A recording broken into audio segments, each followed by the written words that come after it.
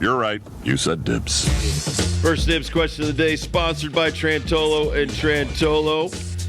Personal injury lawyers. Been doing it for over 85 years here in Connecticut. And now they've branched out. So they've got locations in Hartford, Waterbury, Bridgeport, New Haven, and Torrington. But they're going into New York now and taking it hard. Long Island offices in Riverhead and Melville. And to get a hold of those Trantolo people, 844-999-9999. Great question by Kurt Kaplan here. Why do all these people show up for the draft? Why not? It's fun. Get stupid. Time to get stupid. Did you see the guy dressed up like a bear? No. Yes, He's wearing a Walter Payton jersey, dressed up like a big bear. Fine. Some of the Eagle fans were jacked up.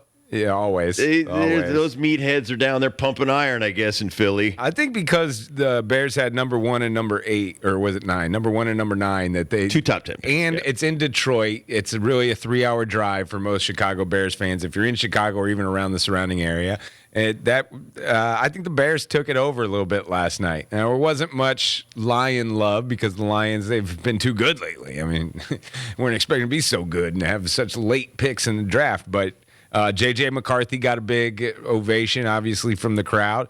But it's free. And this is what I responded to you last night, Kurt. I do think that a lot of these people think they're on the team. And, like, this is their time to, like, represent. They're helping the pick. Exactly. They're helping the pick, and they're welcoming in their picks, and they're hating on all the other picks. And I apologize to Jet fans. They had the number 10 pick with Olu Fashanu, offensive tackle out of Penn State. They did have a first-round pick, so I apologize about that. I never even heard you say it. You're like my wife. You're not listening to me either. The thing is free, Kurt. Big Sean played last night. You want to go to the Big Sean concert? Of course you do. You get to be on TV, and here's the other thing. It looked like a long way away from from any bathroom. I was thinking that as well. I was thinking that as well. Detroit public bathroom action. I recommend Greektown, the casino. I recommend And explain Canada. this. My wife was wondering. The NFL makes that whole thing from green room to the walk-in. That's like a runway that you got to go down and all that kind of stuff. And the NFL does that whole thing. That's not an existing place that they do every year. Honestly, knowing the city, I thought they did a great job. I thought every year I think they do an amazing job. It was it's wild that they took over the entire street there in downtown Detroit. Nobody can package it better than the NFL. MLB fails miserably. NBA's okay, and honestly, I do like seeing the guys all dressed up and stuff. Some are over the top. Some of them look very handsome. Here's the number one reason. I feel bad for the guys that don't go and are first-round picks and have to, house, 50 to 100 people at their house while it's going on. It's kind of it's a personal thing, man. I think that's a roll of the dice. It's a roll of the dice. Imagine if Michael Penix never got drafted last night and he's got those sunglasses on. He's wearing that suit and everybody's Bad choice in sunglasses, all right, bro. I think I'm going to go home, Mike. See you tomorrow, maybe? Oh, all right, I'll see you when I see you. Thanks for coming by. Appreciate the support. The number one reason that people go to this, and you know these people, autograph hounds.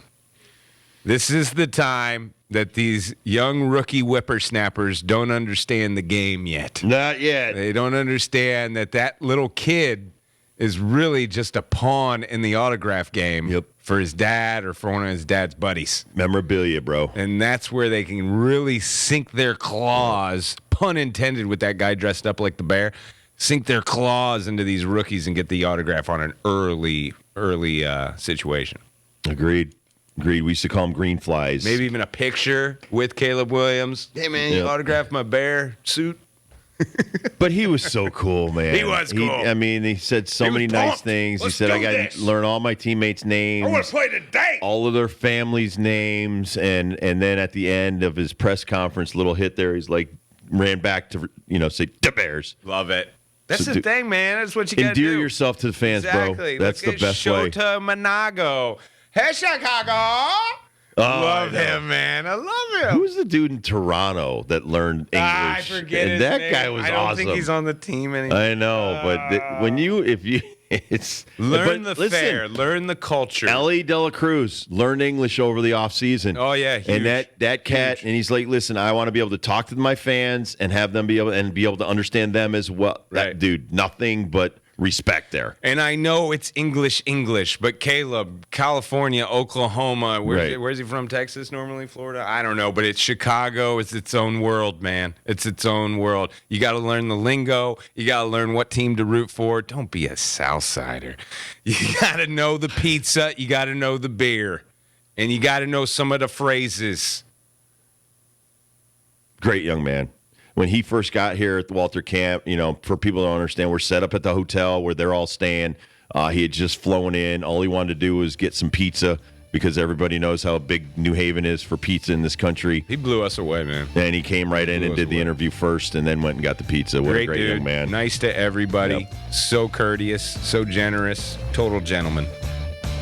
And he's ready for some football. Yeah, now it's time to go get to work. Now you're a professional, man. Yeah. Now you guys are professionals. He's treated his whole, high school, he treated it as a pro job. Every step in college, he treated it as a pro job. Now he's finally there. All right, so we'll continue to talk draft. We've got Mike Petraglia from Cincinnati coming up. Used to cover the Patriots for 20-plus years.